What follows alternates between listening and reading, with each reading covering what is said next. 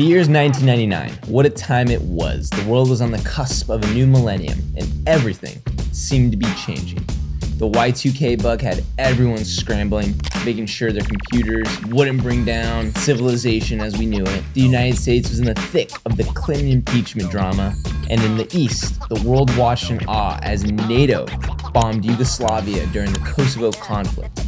The dot-com boom was in full swing, and the world seemed to be heading towards a new interconnected future.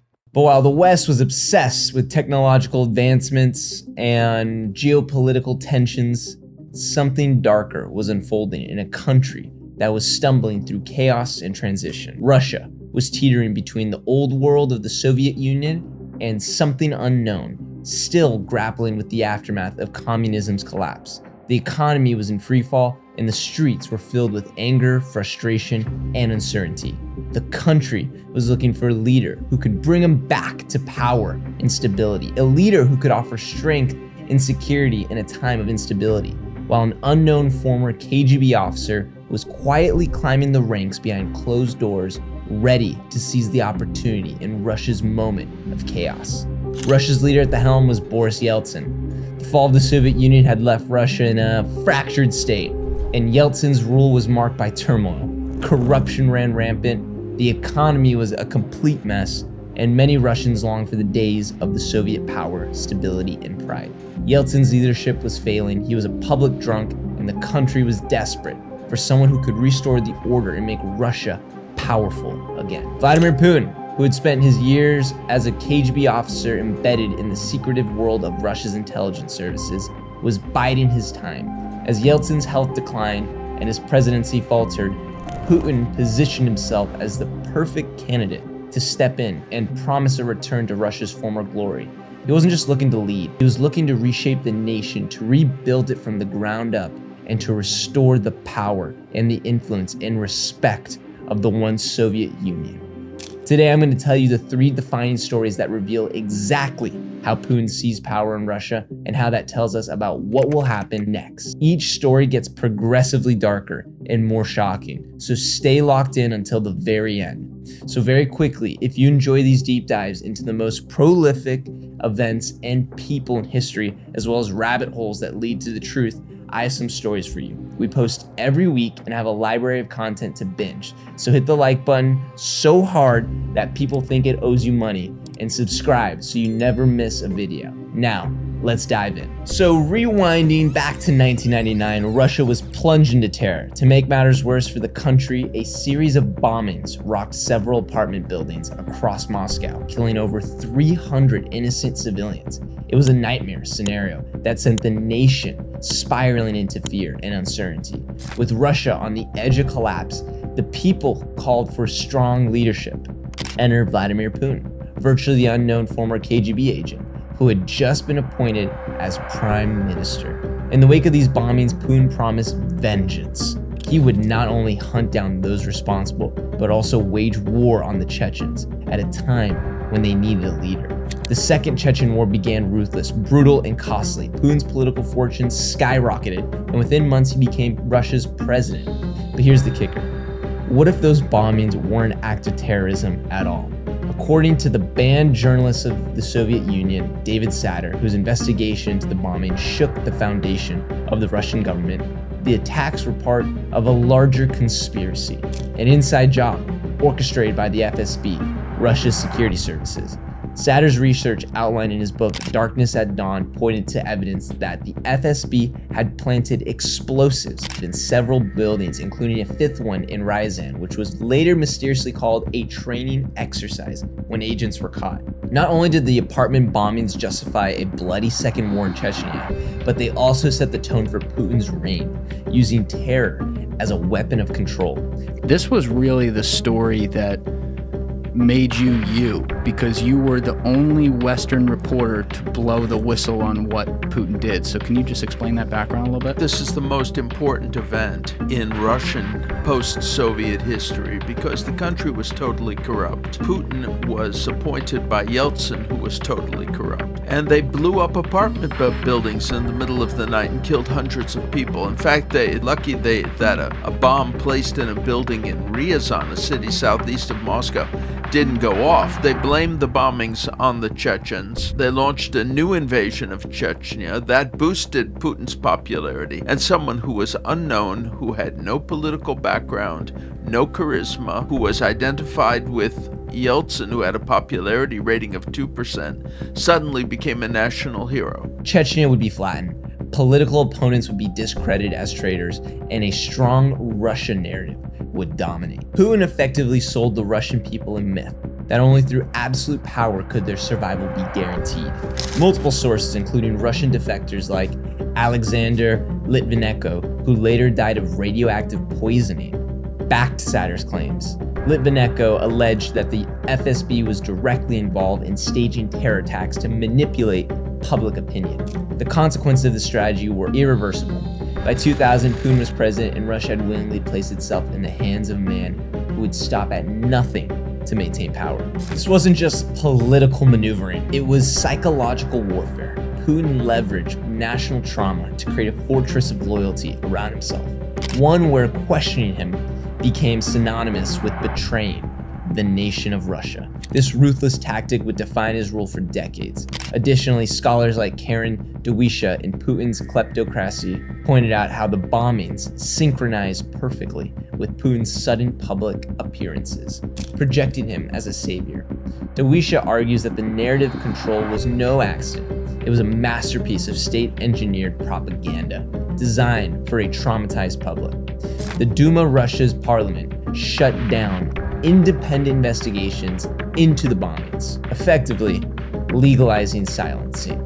Survivors' families who questioned the official story were intimidated, harassed, and jailed. Any honest discussion of what truly happened became impossible under Putin's tightening grip. Even more chilling, many members of the security services who opposed the false flag operation found themselves marginalized, silenced, or mysteriously gone. The lesson was clear. Loyalty to Putin meant survival.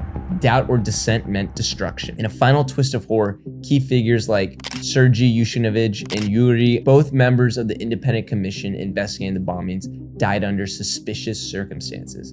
Poisoning, mysterious illnesses, and staged accidents became the tools of the state.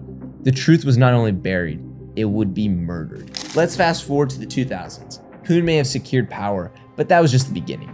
Now he needed to solidify his hold on Russia, and he did that by targeting anyone who dared to speak out against him. First on his list, journalists. Anna Poltavkovsky was one of the bravest investigative reporters in Russia. She wasn't afraid to expose the corruption and violence of Putin's regime, especially in Chechnya. She wrote about the brutal tactics of the Russian military, the human rights violations, and the government's complicity in these crimes. But in 2006, on Putin's birthday, no less, Anna was found shot dead in her Moscow apartment building. Her murder sent shockwaves through the world. It was a message: criticize Putin and you'll be silenced. But that's not where the story ends. Anna had survived poisoning attempts before, specifically in 2004 when she was mysteriously poisoned before heading to cover the Beslan school siege. She narrowly escaped death, but this time, there was no escape. And she wasn't the only one. In the years that followed, dozens of journalists who dared to investigate Putin's rule were murdered or disappeared. Paul Klebnikov, the editor of Forbes Russia, was gunned down in 2004 after investigating high-level corruption. Natalia Estemirova, a human rights activist in Chechnya, was abducted and murdered in 2009. These weren't random killings.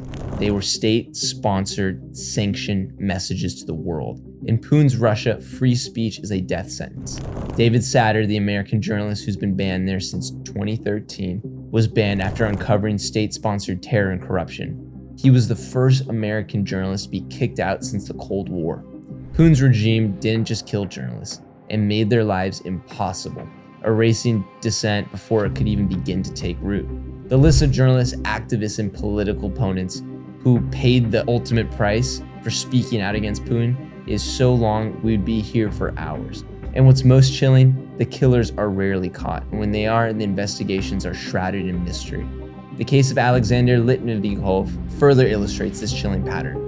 After defecting and accusing Putin of criminal activities, Alexander was poisoned in London with polonium-210, a radioactive isotope so rare it can only come from a state-run facility. British investigators directly implicated 2 Russian agents tied to the Kremlin.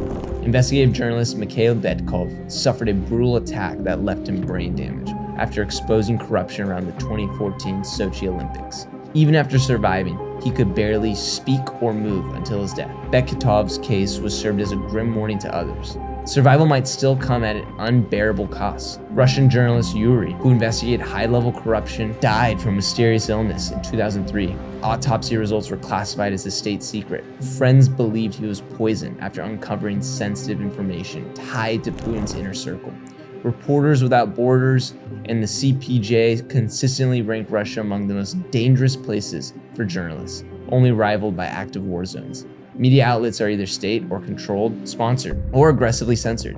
Independent voices are pushed into exile or into graves. Putin's regime understood early on that controlling information was as crucial as controlling oil, military, or election. In his Russia, journalism is not a check on power.